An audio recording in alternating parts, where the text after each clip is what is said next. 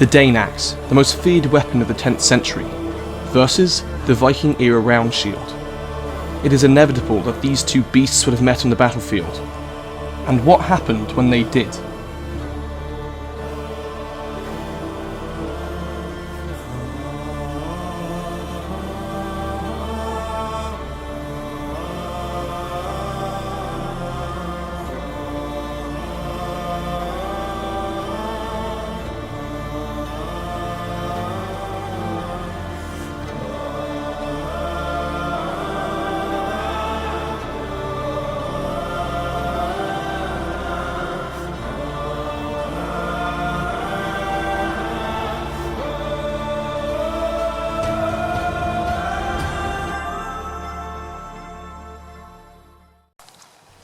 This shield is a decently historically made shield. It is made of strips of pine glued together and strengthened by a centre brace acting as a handle. It is then coated in linen covered with then paint and rimmed with leather around the edge with a steel boss in the middle. Now this test is not 100% historically accurate. There are many variables, as there often are with weapons tests and in this case shield tests. Such as the way that I've strapped the shield up here. Now, historically speaking, obviously a person would be holding this, and that person would give a lot more than this log would. So the force is probably amplified a little bit more than it would have historically speaking. That being said, this still does give us a decent idea of what a Dane axe would do to one of these shields, just not 100%.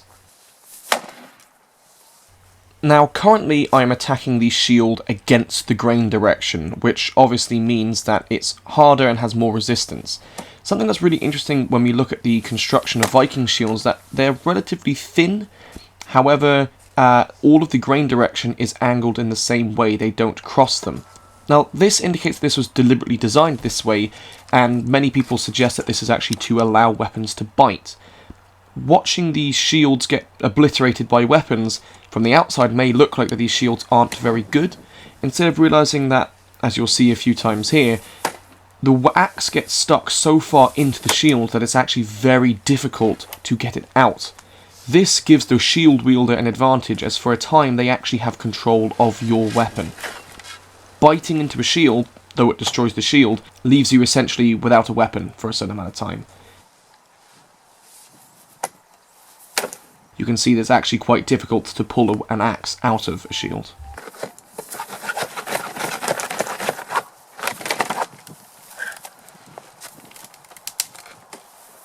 Now, what becomes very apparent, and as to be expected, attacking with the grain direction makes the axe bite a lot more.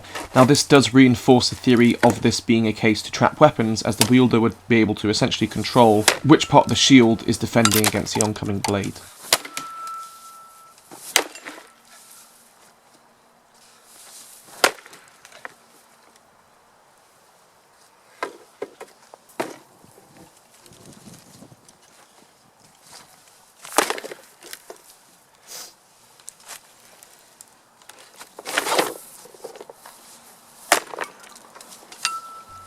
From about this point on, the shield is getting so battered and destroyed that it's essentially just splintering and splitting apart.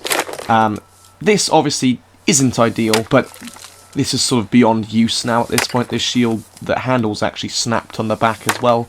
So as you can see, the biting works, but there comes a time where it does fall apart.